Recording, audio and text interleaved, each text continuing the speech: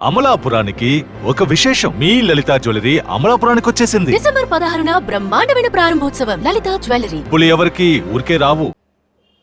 Rajarao గారును director Jagannadh వీళ్ళందరూ కలిసి script వినిపించడానికి వెళ్ళారు. పివి గిరి గారికి ఎవరికి? పివి గిరి గారు అప్పుడు సర్వేవల్ రాధాకృష్ణ. ఓకే. దీని పివి నరసింహరావు పివి గారికి దానికి వెళ్తే అక్కడ ఆయనకి హార్ట్ అటాక్ వచ్చి కొలాప్స్ అయిపోయారు రాజారావు గారు. ఓకే. లేకపోతే అక్కడ చనిపోయారు ఆయన. అక్కడి నుంచి హాస్పిటల్ అడ్మిట్ చేశారు. ఓకే. స్ట్రోక్ వచ్చింది అక్కడ. స్ట్రోక్ వచ్చింది. ఓకే. ఆత్మూరు అడ్మిట్ చేశారు. దానికి రామారావు బాడీ దగ్గరకు వచ్చాడు. రామారావు గారు గొప్పతనం ఏంటంటే, గొప్ప విశేషం, ఆయన తోటి పరిచయం తక్కువ రాజారావు గారి దగ్గర. కానీ ఆయనంత గొప్ప టెక్నీషియను, గొప్ప ఆర్టిస్ట్ అని తెలిసి నాటకాలలో ఆయన వచ్చి డెడ్ బాడీ దగ్గరకు వచ్చి చూసి అలా నిలబడిపోయి పిలిచి ఏమిటి అని అడిగితే అన్నారు ఏమి లేదన్నారు. జమున గారు ఫస్ట్ తీసుకొచ్చిన జమున గారు కదా, పిలవండి అన్నట్టు.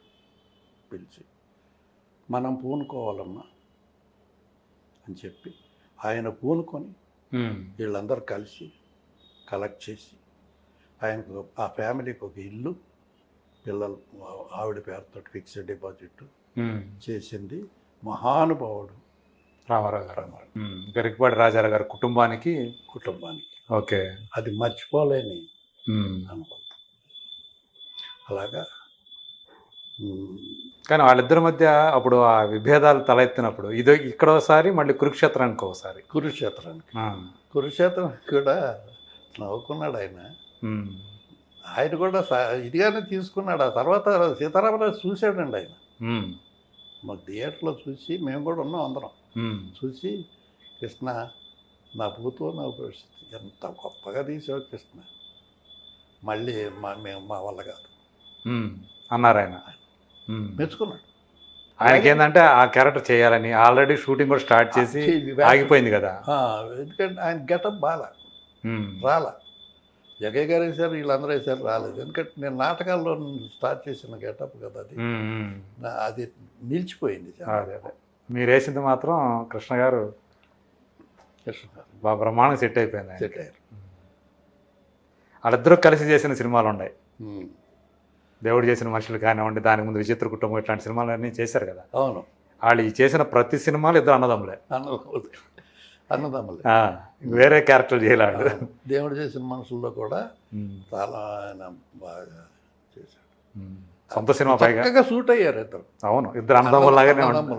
తర్వాత రామారావు ఎంత అందంగా ఉంటాడో రాముడు గేముడు వేషం వేస్తే ఈయన కూడా అలాగే ఉండేవాడు.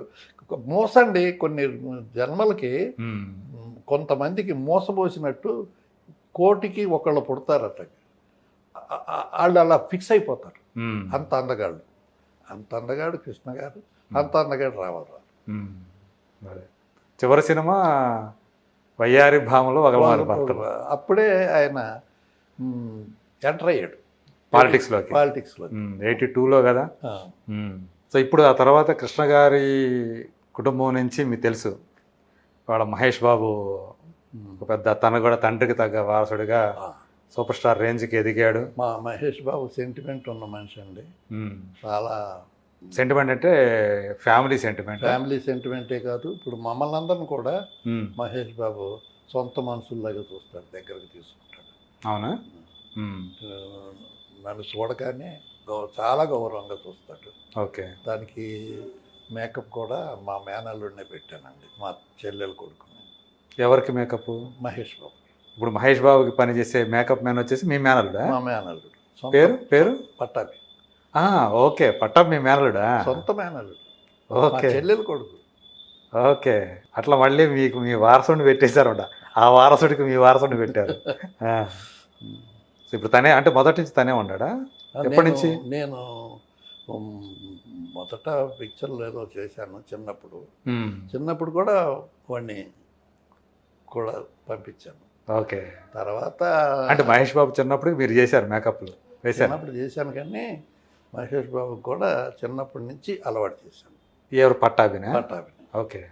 తర్వాత కృష్ణ గారి ఇల్లు కొంచెం, హనుమంతరావు గారి ఇల్లు, నువ్వు అనుభవం ఉన్న మనిషి కదా, మ్మ్. హీరో అయ్యాడు, మీరు మేకప్ వేయాలి, నువ్వు మ్మ్. అన్నయ్యకి అడ్జస్ట్ అవుతాడు, మీ ఇద్దరికి మేకప్ నువ్వే చెయ్యి మ్మ్. అని నన్ను అన్నట్టుగా చెప్పారు.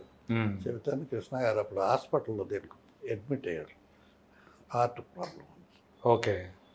హాస్పిటల్లో పిలిచి చెప్పారు. ఎప్పుడు సంగతి ఇది? ఇది మన మహేష్ హీరో పోయే ముందు, రాజకుమారుడికి ముందా? రాజ్ కుమారుడు అప్పుడు. ఓకే. అంటే నేను అన్నాను, చిన్నపిల్లాడు నా దగ్గర, చిన్నప్పటి నుంచి నాకు తెలిసిన పిల్లాడు, మ్మ్. నేను వద్దండి, మ్మ్. నన్ను లేవగానే నన్ను చూడగానే కంగారు పడతాడు, పెద్ద ఆయన కదా, మీరు పెద్ద వయసులో పెద్దాన్ని కదా, పిల్లలు కదా, ఆ వయసులో ఉన్న పట్టాభిన పెడతాను, నేను చూసుకుంటాను, ఓకే, అది ఇదని చెప్తే అలాగా అన్నారు. నేను అంతవరకు నేను తృప్తిగా ఉండే మనిషిని.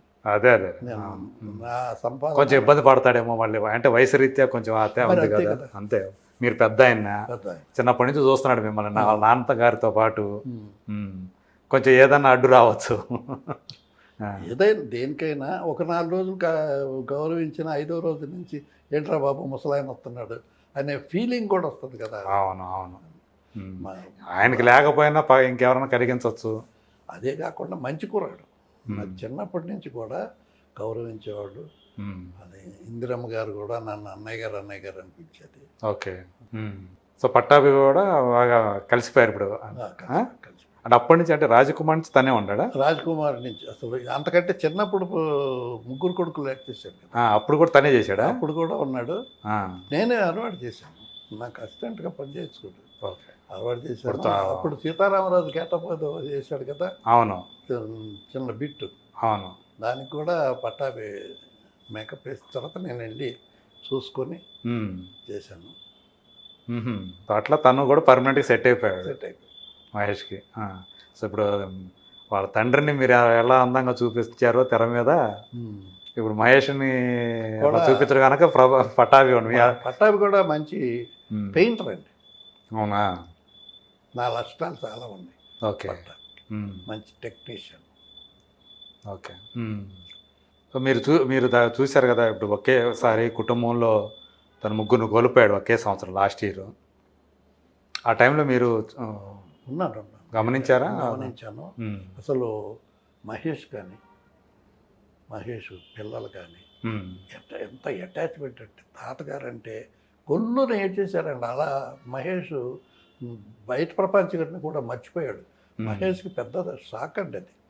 ఒక పక్క తల్లి, అన్న, తండ్రి పటా ఒకేసారి అలా వెళ్ళిపోవటం అనేది మనిషికి తట్టుకోలేని బాధ. అది ఆ ఫ్యామిలీలో హనుమంతరావు కానీ, అదే శాస్త్రిరావు, వీళ్ళెవరో నిలబడలేని పరిస్థితి. హనుమంతరావు లేరు అనుకోండి. అదే, ఆయన ముందుగానే కాలం చేశారు. చాలా బాధాకరమైన విషయం. కృష్ణ గారికి యాక్చువల్గా ఆయన కుడి భుజం లాగా హనుమంతరావు గారు ఉండేవారు అంటారు. ఇద్దరు అన్నదమ్ములు, ఇద్దరు. అంటే కొంచెం ఆయన కూడా ధైర్యవంతుడు అంటారు. ధైర్యవంతుడు. అంటే ఈయన కొంచెం సౌమ్యుడు కదా, బంగారయ్య. ఆయన కంట్రోల్ చేసేవాడు.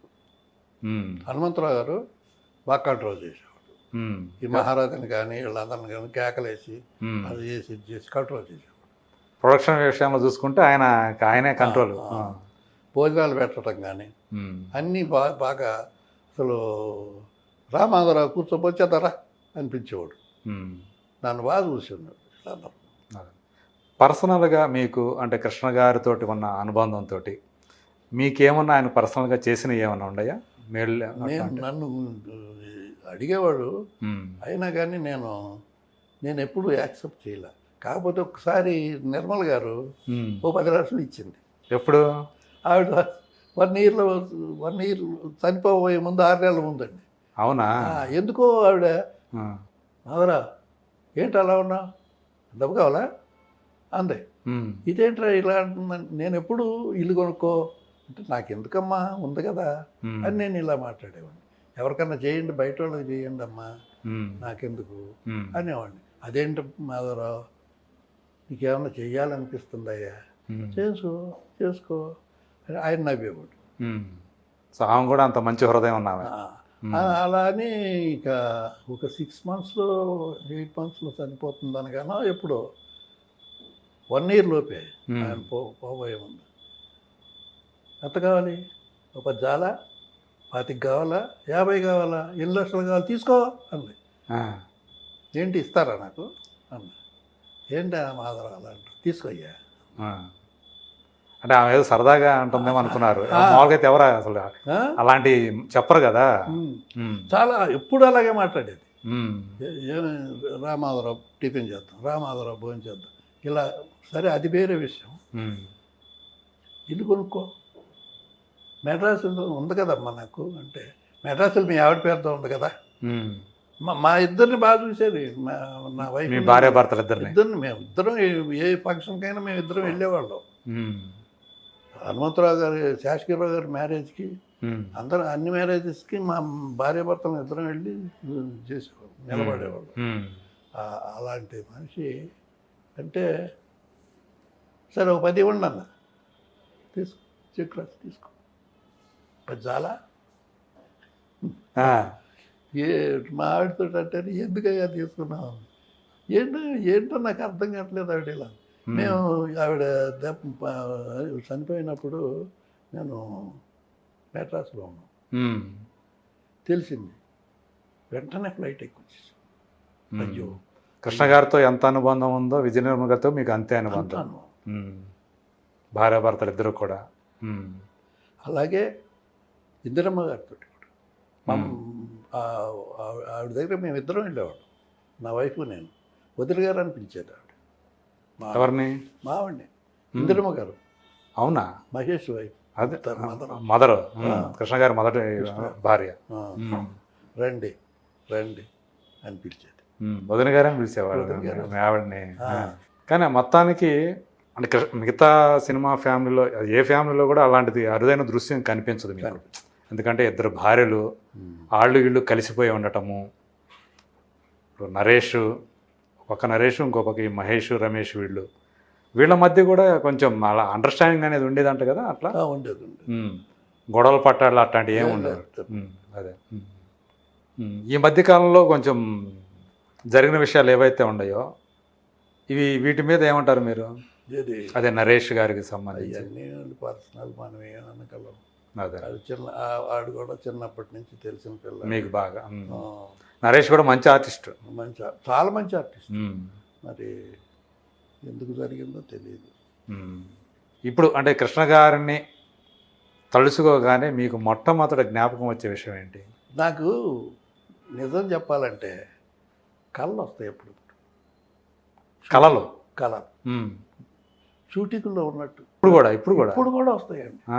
అంటే కృష్ణ గారు మీరు షూటింగ్లో ఉన్నట్ట? షూటింగ్లో ఉన్నట్టు, ఏవయ్యా జోక్ చేసినట్టు ఆయన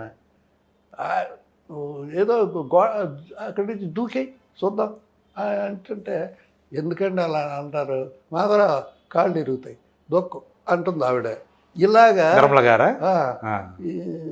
ఇలాగా గమ్మత్తైన కళలు వస్తుంటాయి.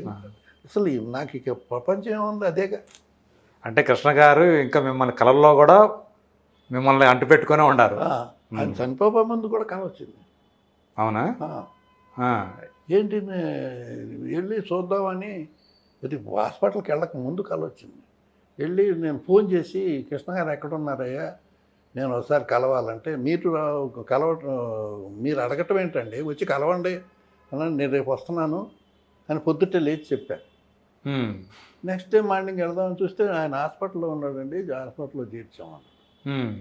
అదేంటి అంటే నాకు ఫోన్ వచ్చింది తెల్లవారుజాము, ఇలా హాస్పిటల్ అడ్మిట్ అయ్యారు. పరిగెట్టుకుంటూ వెళ్ళారా? అయిపోయాడు. మీరు వెళ్ళేటప్పటికి వెళ్ళేదా? వెళ్ళాడు. అందుకే అక్కడే ఉన్నాను. చివరిసారిగా ఆయన మీరు ఎప్పుడు ఆయనతో మాట్లాడింది? అంతకుముందు ఒక నెల రోజుల ముందు మాట్లాడు. నా వైపు పోయినప్పుడు కూడా నేను మెడ్రాస్లో ఉన్నా. ఫోన్ చేశాను.